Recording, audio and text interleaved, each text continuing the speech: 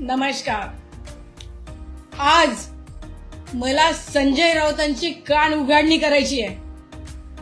संजय राऊत, तुम्हाला वेगवेगळे भाष्य करणं म्हणजे काय फार शहाणपणा वाटतो का?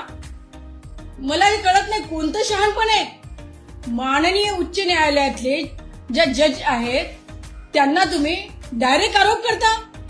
म्हणजे न्यायालयाचा तुम्ही अपमानच करत नाही, अवमानच करत नाही, तर तुम्ही न्यायालयाला स्कॅन्डलच ठरवता.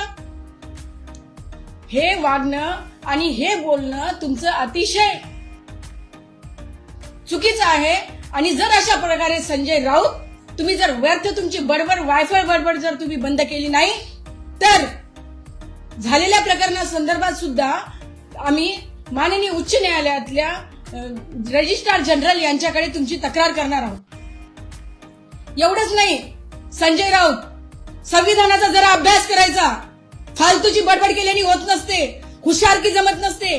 ती शरद पवारकडे जाऊन चळबुळी मी याच्याकडे जाऊन बोलबाल, त्याच्याकडे जाऊन बोलबाल, ते बाकी मीडियाला खूप बघितलेली आहे. ती तशी हुशारकी नव्हे. इथे कायदा आणि संविधान याचा अभ्यास करणंच गरजेचं आहे.